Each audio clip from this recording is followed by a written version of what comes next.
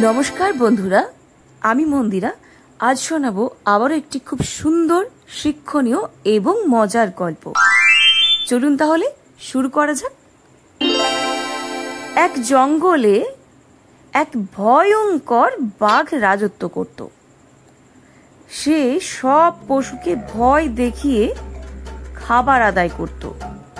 একদিন তার সামনে পড়ে গেল একটি ছোট্ট খরগোশ। বাঘ গর্জন করে তাকে বলল, আজ তুই আমার নাস্তা। খরগোশ হেসে বলল, আমার কিছু বলার আছে, শুনবে? বাঘ একটু অবাক হলো, বলল, তুই বল, তারপর তোকে খেয়ে ফেলবো। খরগোশ বলল, এই জঙ্গলে আমি একা না, আর একটা বাঘ আছে। সে বলেছে সেই জঙ্গলের আসল রাজা। আমি ওর কাছে যাচ্ছিলাম খাবার দিতে। বাঘ চটে উঠল, কোথায় সেই বাঘ? খরগোশ বলল, আমার সঙ্গে চলো, দেখিয়ে দিই। খরগোশ বাঘকে নিয়ে গেল জঙ্গলের এক বড় কুয়োর কাছে। বলল, ওই কুয়োর ভিতরে আছে সে বাঘ, খুব দম্ভী।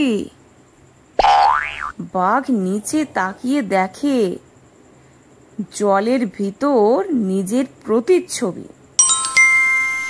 আর ব্যাস, বাঘ গেল ভীষণ রেগে গর্জে উঠল।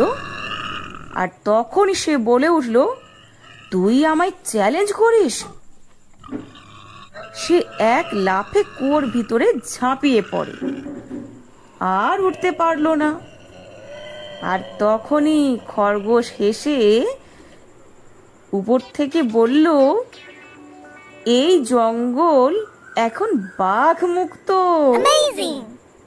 তাহলে বন্ধুরা, আজকের এই গল্পের শিক্ষণীয় বার্তা কি হলো বলুন তো?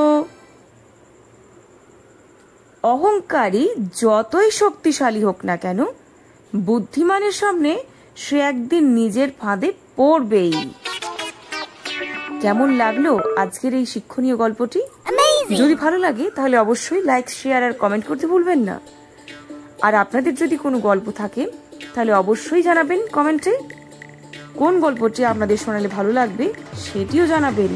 আজ তাহলে এ পর্যন্তই। সকলে ভালো থাকবেন, সুস্থ থাকবেন আর অতি অবশ্যই সৃজনে থাকবেন। অসংখ্য ধন্যবাদ।